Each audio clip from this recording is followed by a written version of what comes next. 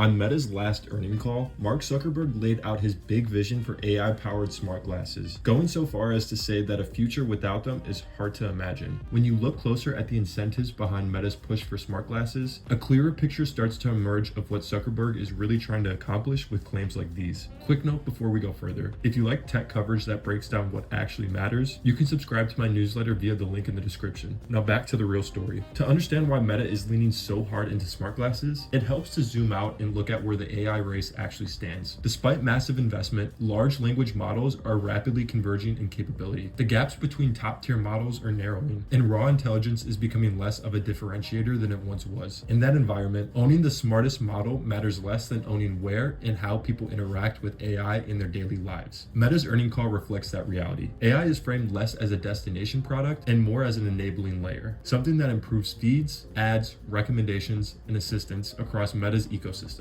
What's notably absent is a strong claim that Meta AI will become the default consumer interface in the way that OpenAI or Google clearly intend. Instead, Meta appears to be positioning AI as infrastructure, not the endgame. This is where smart glasses come in. Glasses aren't just another hardware experiment. They represent a bid for control over the next major interface. If AI becomes ambient and assistive, the most valuable position isn't inside an app or a browser tab, but closest to the user's eyes, ears, and context. Smart glasses solve a distribution problem, not a technology problem, allowing Meta to place AI directly into everyday experience without relying on Apple or Google's platforms. The scale of Meta's commitment makes that clear. Since late 2020, Reality Labs has racked up more than $80 billion in cumulative losses, and management has signaled that losses may not meaningfully decline until after 2026. That level of sustained burn only makes sense if Meta believes it's building a future platform, not chasing short-term product wins. At the same time, there are early signs that this isn't just theoretical. Ray-Ban Meta smart glasses have sold over 2 million units since launching in late 2023, a sharp jump from the roughly 300,000 units sold by the previous Ray-Ban Stories generation over a similar period. That's still tiny compared to Meta's billions of users, but it suggests real consumer pull, not just developer demos. Meta's approach to AI further reinforces the strategy. By open sourcing models like Llama, the company reduces the risk that competitors lock up the AI software layer entirely. Commoditized intelligence levels the playing field, while proprietary hardware creates defensibility elsewhere. In that sense, smart glasses aren't a pivot away from AI. They're a hedge against losing leverage in software. What Zuckerberg is ultimately betting on is embodied AI, intelligence that lives with you, sees what you see, and operates continuously in the background. If that future arrives, the company that owns the interface will matter far more than the company with the best benchmarks. Smart glasses then